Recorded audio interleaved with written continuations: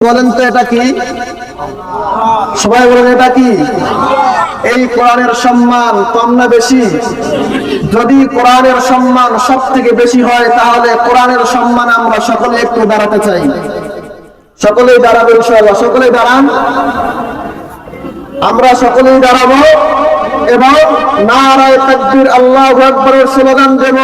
যেই সকল নাস্তিক বেঈমানেরা আল কোরআনের মাহফিল 16 বছর বন্ধ করে দিয়েছে, আজকে আমরা এত বড় তাকবীর দেব।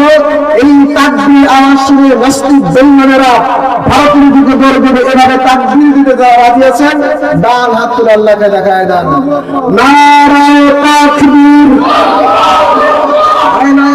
এত জোরে তাকবীর দিবেন যেই তাকবীর আওয়াজ শুনে তাসলিমা নাসরিন বাংলার জমিন থেকে পলায়ন করে ভারতে অবস্থান করেছে।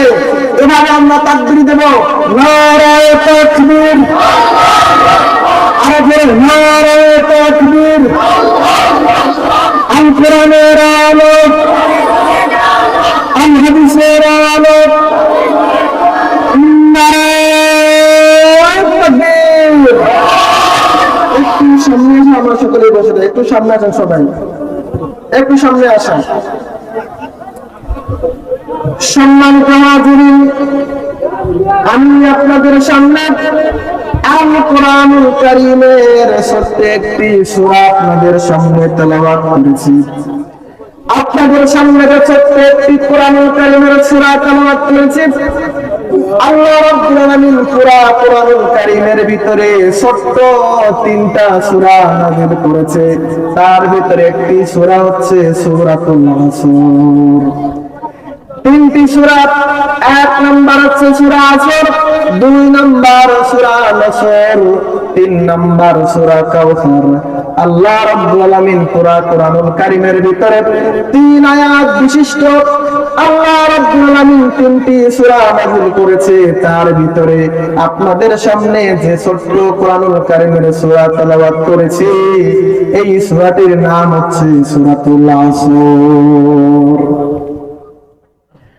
কোরআনুল কারীমের যদিও ছোট্ট সূরা, কিন্তু আল্লাহর পয়গম্বর মুহাম্মদ রাসূলুল্লাহ সাল্লাল্লাহু আলাইহি ওয়াসাল্লাম এই ছোট্ট সূরা সম্পর্কে তিনি তার উম্মতদেরকে ঘোষণা দিয়েছেন, ও আমার উম্মতেরা, তোমরা যদি এই ছোট্ট সূরা সম্পর্কে জানো এবং আমল করতে পারো তাহলে আল্লাহ রাব্বুল আলামিন কিয়ামতের ময়দানে তোমাদেরকে বিনা হিসাবে আল্লাহর জান্নাত দিয়ে দিবেন।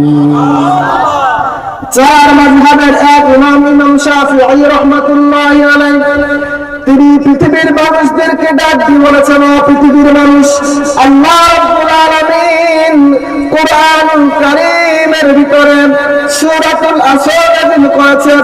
আল্লাহর কোন বান্দা যদি কোরআনুল কারীমের 114 খানা সূরার ভিতরে 113 খানা সূরা বন্ধ করে রেখে দেয়, তার উপর আমল না করে শুধুমাত্র আল্লাহ রাব্বুল আলামিনের কোরআনের সূরা আসরের উপর আমল করতে পারে, তাহলে ইমাম শাফিঈ বলেছে ওই ব্যক্তিকে আল্লাহ রাব্বুল আলামিন কিয়ামতের ময়দানে তার জান্নাত দিয়ে দিবেন। আরেকবার বলি সুবহানাল্লাহ। এই সূরার প্রেক্ষাপট, এই সূরার শানে নজুল হযরত আবু বকর সিদ্দিক রাদিয়াল্লাহু তাআলা আনহু বিশ্ব নবীর কলিজার টুকরা সাহাবী, ইসলামের প্রথম খলিফার নাম কি?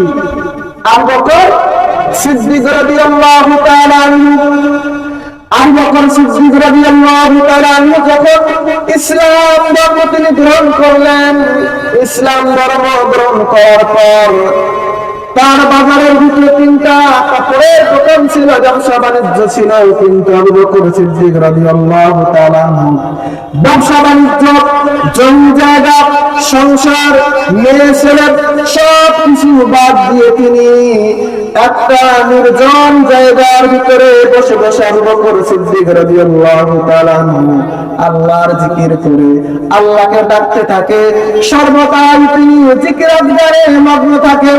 আবু বকর সিদ্দিক রাদিয়াল্লাহু তাআলা একজন ঘনিষ্ঠ বন্ধু তার অবস্থা দেখে আবু বকরের কাছে গেলেন আর বললেন, আবু বকর, তোমার জীবন তো নষ্ট হয়ে যাচ্ছে।